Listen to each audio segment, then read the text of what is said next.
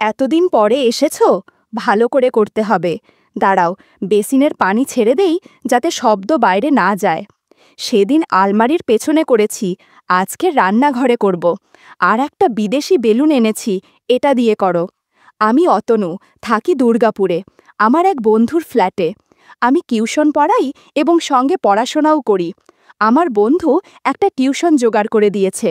Flat থেকে একটু দূরে একটা বাড়িতে একটা ক্লাস 5-এর বাচ্চাদের পড়াতে হবে। সেই মতো আমি তাদের বাড়ি যাই পড়াতে।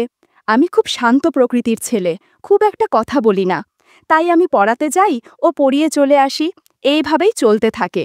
ওদের বাড়িতে 3 জন বাচ্চা, ছেলেটি, ওর মা আর বাবা। বাচ্চা ছেলেটার নাম রিজু, ওর মায়ের নাম রিজু ও বাবার নাম রমেন। আমি রিজুর বাবা মাকে দাদা ও বৌদি বলে ডাকি। ওরা খুব বড় লোক। দাদা একটা মেডিসিন কোম্পানিতে চাকরি করে, তাই সকালে বেরোয়, অনেক রাতে বাড়ি ফেরে। এইভাবে দীর্ঘদিন ধরে থাকতে থাকতে আমার সাথে ওই ফ্যামিলিটি খুব ক্লোজ একটা ফ্যামিলিতে পরিণত হয়ে গেল। আমি তাদের বাড়ির একজন হয়ে উঠলাম। আমার যখন যা প্রয়োজন হতো আমি নিজেই করে নিতাম, যেমন জল খাওয়া, বাথরুম যাওয়া ইত্যাদি। এই ফ্যামিলি সম্পর্কে আমার মনেও কোনো খারাপ চিন্তা ছিল না। আমারও বাড়ি থেকে দূরে একটা ফ্যামিলি পেয়ে খুব ভালো লাগতো। একদিন আমি যথারীতি পড়াতে গেছি। কিছুক্ষণ পরে ওয়াশরুমে যাওয়ার প্রয়োজন পড়ে। যখন বাথরুমে যাই, সঙ্গে সঙ্গে ঘটল এক মাথা ঘুরে যাওয়া ঘটনা। আমি রিজুকে পড়তে বলে আমি যেই বাথরুমের দরজা খুলে ভেতরে ঢুকবো, আর ভেতরে দেখি বৌদি দরজার দিকে পেছন করে বসে কি যেন করছে। আমি তো সরি বলে বেরোতে যাব, ঠিক সেই সময় এমন স্লিপ করে পড়লাম ঠিক বৌদির পেছনের দিকে। এমন পরিস্থিতিতে বৌদি একটু চমকে গিয়ে শাড়ি ঠিক করতে লাগলো, আর আমিও খুব তাড়াতাড়ি উঠে সেখান থেকে বেরিয়ে এলাম। এই ঘটনায় আমার খুব অস্বস্তি হচ্ছিল। এটা কি হলো? আমি কোনোভাবে আবার ফিরে এসে রিজুর কাছে এসে বসে পড়াতে শুরু করলাম। পরে গিয়ে যে ব্যথা পেয়েছি সেই সবের খেয়াল নেই, শুধু ভাবছি বৌদি কি ভাববে। আমার খুব টেনশন হচ্ছিল। হঠাৎ খেয়াল করলাম বৌদি এখনও বাথরুমে। আমি রিজুকে যেখানে পড়াই বাথরুমটা ঠিক সেই রুমের সামনে। বৌদি বেরোলেই আমি দেখতে পাবো, তাই মনে হয় বেরোতে পারছে না। দেখি কিছুক্ষণ পরে বৌদি বেরিয়ে কোনো দিকে না তাকিয়ে রান্নাঘরে চলে গেল। আমিও তাকাইনি, তবে বুঝতে পারছি। আমি সেদিন তাড়াতাড়ি বাড়ি ফিরে এলাম। বাড়ি ফিরে বুঝলাম আমার খুব জোরে পায়ে ব্যথা লেগেছে, একটু কেটে গিয়েছে। ভাবলাম সকালে ঠিক হয়ে যাবে, কিন্তু সকালে আরও ব্যথা বেড়ে গেল। ঠিক করলাম আজ পড়াতে যাব না। আমি বিছানাতে শুয়ে পড়লাম, আর মোবাইল দেখতে দেখতে আমার বুকটা থকথক করে উঠল। দেখি রিজুর মা ফোন করেছে। ইচ্ছে করেই ফোনটা ধরলাম না। ফোন রেখে অনেক কিছু মাথায় ঘুরতে লাগলো। বৌদি হয়তো রেগে গেছে।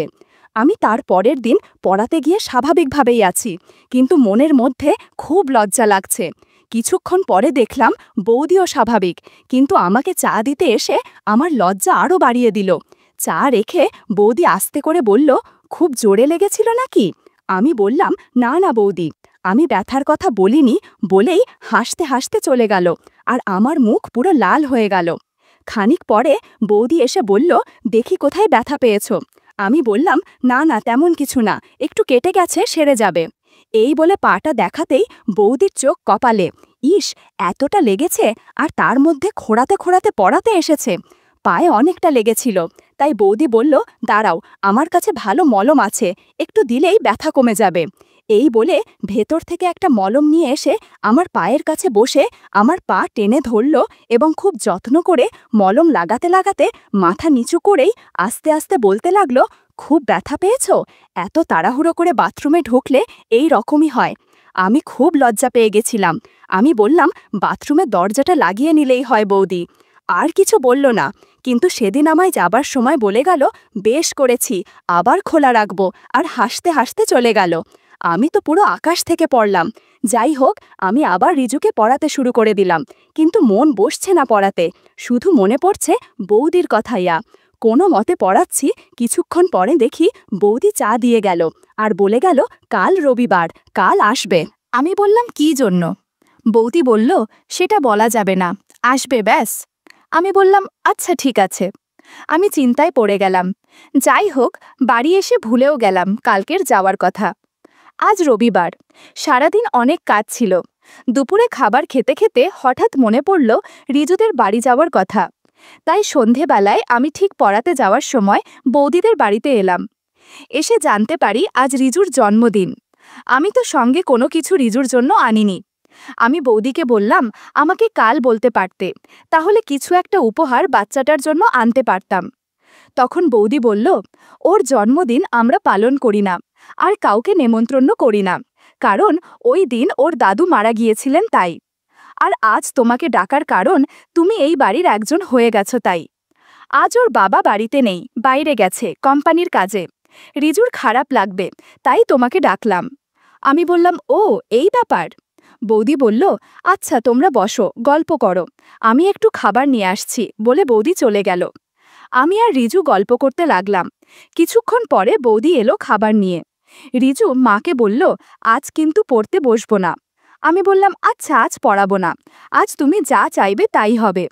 কিছুক্ষণ ভেবে বলল, আজ লুকোচুরি খেলবো। সঙ্গে সঙ্গে বৌদি বলে উঠল, তাই হবে, তবে আমরা লুকোবো, তোকে খুঁজতে হবে, ঠিক আছে? এবার আমি আর বৌদি ঘরের মধ্যে লুকাচ্ছি, আর রিজু খুঁজছে।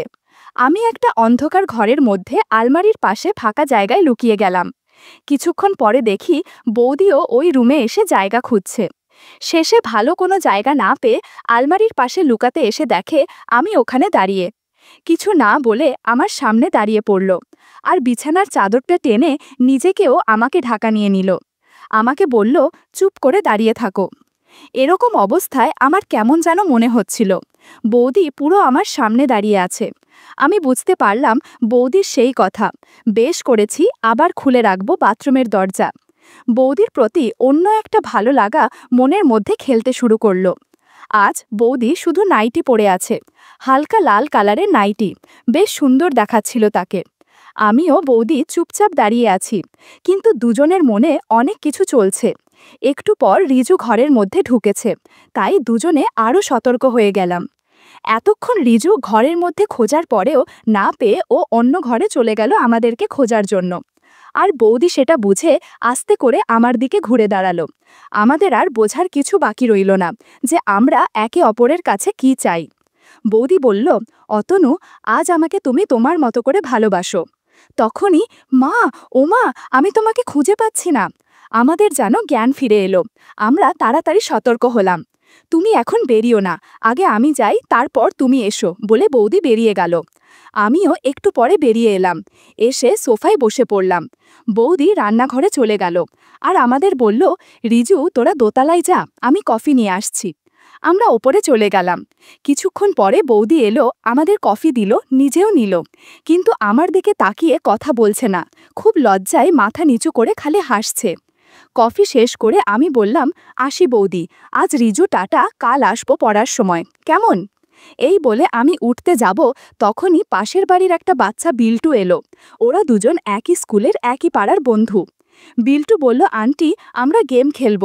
বৌদি বলল, তুমি একটু বসো, আমি ওদের কম্পিউটারে গেম চালিয়ে আসি।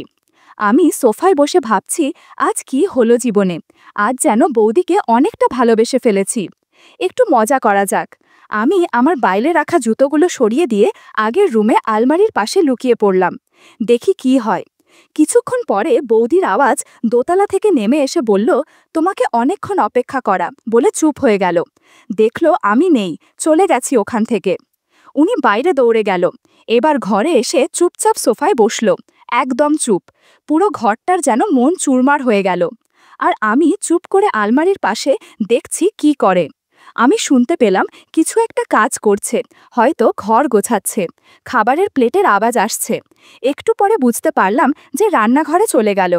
আমি একবার ভাবছি বেরোবো, আবার ভাবছি আরও কিছুক্ষণ থাকি। কিছুক্ষণ পরে দেখি বৌদি এই ঘরের দিকে আসছে, মনে হয় বিছানার চাদরটা ঠিক করতে আসছে। কিছুক্ষণ আগে ওই চাদরের ভেতরে অনেক ঝড় বয়ে গেছে। আমি চুপচাপ দাঁড়িয়ে আছি। বৌদি ঘরে ঢুকে এটা ওটা ঠিক করতে করতে আয়নার সামনে নিজেকে আয়নায় দেখল। আমি একটু উঁকি মেরে দেখছি কি করছে বৌদি। বৌদি নিজেকে আয়নায় ভালো করে দেখছে, আজ যেন নিজেকে নতুন করে পেয়েছে। নিজের চুল ঠিক করতে করতে গুনগুন করে গান করছে, আবার নিজেই লজ্জা পাচ্ছে। এবার আয়নায় নিজেকেই নিজে একটা কিস ছুঁড়ে দিয়ে বলছে, দুষ্টু ছেলে একটা। আমি আলমারির পাশ থেকে দেখছি আর মনে মনে হাসছি। আর বেশিক্ষণ এভাবে থাকা যাবে না, ওদিকে টাইমও হয়ে গেল বাড়ি যাওয়ার, তাই এবার বেরোতে হবে। এবার আমি বেরোতে যাব, দেখি বৌদি এদিকেই আসছে চাদর ঠিক করতে। যেই আমার সামনে এসেছে আমি হালুম বলে উঠেছি, আর বৌদি খুব জোরে ভয় পেয়ে চিৎকার করে উঠল, ওমা তুমি দুষ্টু ছেলে, আমার সাথে মজা করা হচ্ছে। এইবার বৌদিও হাসছে, আমিও খুব হাসছি। আমি হাসতে হাসতে বললাম, আয়নার সামনে কি করছিলে, আমি সব দেখেছি। বৌদি লজ্জা পেয়ে বলল, কই কিছু না তো। এমন সময় বৌদি বলল, একটা কাজ করতে হবে। আমি বললাম, কি কাজ?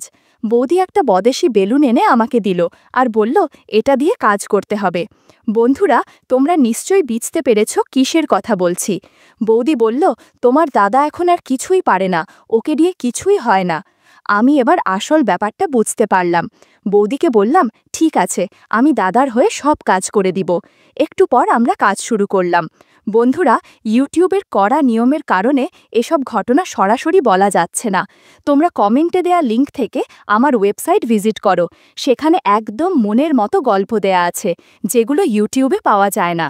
ঘণ্টাখানে কাজ করার পর বৌদি বুঝতে পারল আমি পড়ানোর পাশাপাশি অন্য কাজ করতেতেও বেশ দক্ষ। দেখলাম অনেক রাত হয়ে এসেছে।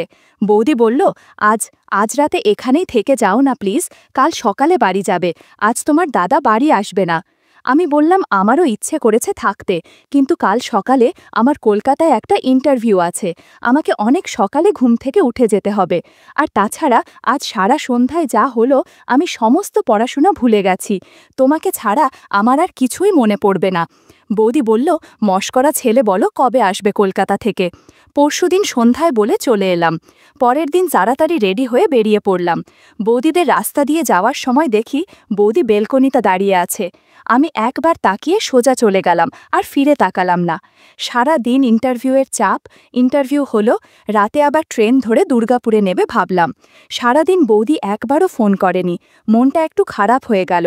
যাই হোক, বাড়ি ফেরার পথে ঠিক করলাম বৌদিদের রাস্তা দিয়ে যাব।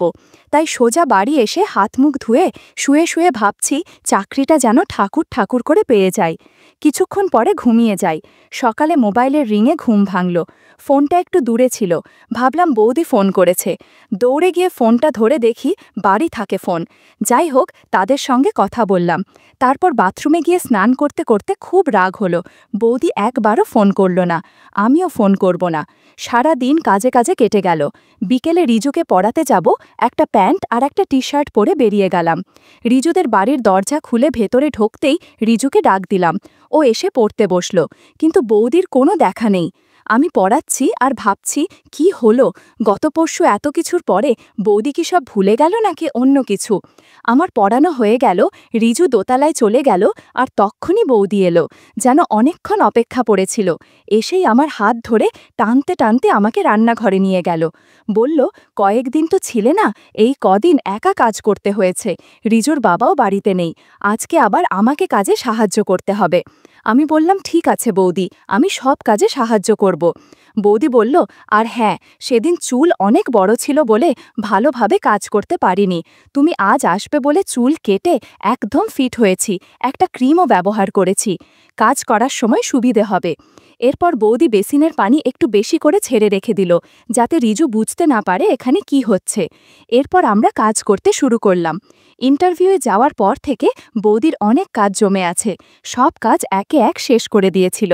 বৌদির অনেক কষ্ট হচ্ছিল, তবে কাজের সাহায্য পেয়ে এখন কিছুটা স্বস্তি বোধ করছে। 3 ঘন্টা পর বৌদি বলল, রিজুকে পড়ানোর পর আমাকে এভাবেই কাজে সাহায্য করতে হবে।